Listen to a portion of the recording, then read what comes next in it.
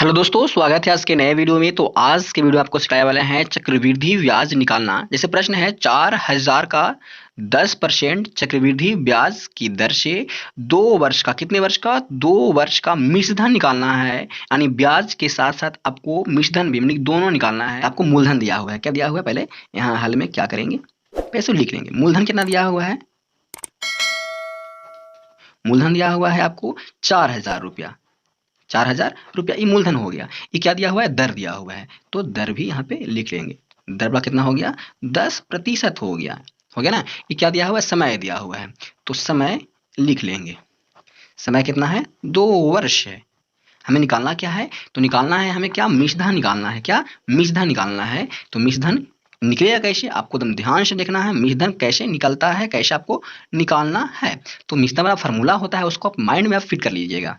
देखिए मिश्रधन का फॉर्मूला क्या होता है, मिश्रधन बराबर क्या होता है, मिश्रधन बराबर फॉर्मूला तो होता है मूलधन, क्या होता है, मूलधन, क्या, मूलधन इनटू 1 प्लस दर और बटे का 100 होता है। और इसका पावर क्या होता है, समय होता है। जितना समय रहेगा उसका पावर में आपको चढ़ा देना है। ऐसा कर लीजिएगा। देखिए अब इसको पर रखना कैसे है, देखिए मूलधन कितना दिया हुआ है, तो 4000 दिया हुआ है, इसको 4000 हम मूलधन पे लिख लेंगे। इंटू देंगे, 1 लिखेंगे फार्मूला से, दर दिया हुआ है कितना, 10%, 10 लिखेंगे और बटे का 100 लिखेंगे फार्मूला से। समय आपको दिया हुआ है 2 वर्ष, तो 2 ऊपर चढ़ा देंगे पावर में। अब देखिए यहाँ हो गया 4000। अब देखिए काट देंगे, एक जीरो से एक जीरो, क्या हो गया, यहाँ 1 और प्लस 1 बटे आपका 10 हो गया और पावर 2 हो गया। अब क्या करना है, इसको 4000 लिखना है और इसको एलसीएम लेना है। तो एलसीएम कितना हो जाएगा, 10 हो जाएगा नीचे और एक हो, यहाँ 10 हो जाएगा और इसे 10 और प्लस का यहाँ 1 होगा। एलसीएम लीजिएगा तो यहाँ स्क्वायर चल जाएगा। यहाँ हो जाएगा 4000, ये कितना होगा, देखिए गुना गुना कर देंगे, 10 है कि 11, नहीं 11 हो जाएगा, 11 बटे 10, इसका पावर चढ़ जाएगा 2, नहीं गुना पावर आ ही रहा है।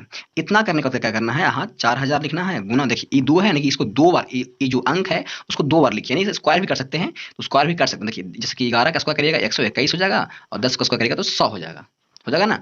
यहाँ से 2 जीरो काट दीजिए, 2 जीरो काट दीजिए, कट गया 2 जीरो। अब क्या बचा, 40 और गुने का ऊपर बचा 121, हो गया ना।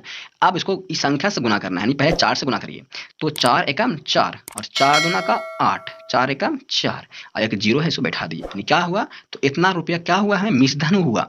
जो ब्याज लिए, ब्याज कितना लिए थे, मूलधन, मूलधन कितना था आपको, मूलधन था 4000 रुपया था ना। यानी कि 4000 रुपया और आपको कितना था, यहाँ आया मिश्रधन, तो 4840 रुपया। तो यहाँ पर आप ब्याज निकालिएगा, तो यहाँ ब्याज क्या करिएगा, ब्याज निकालिएगा तो क्या लिखिएगा, मिश्रधन और माइनस का मूलधन।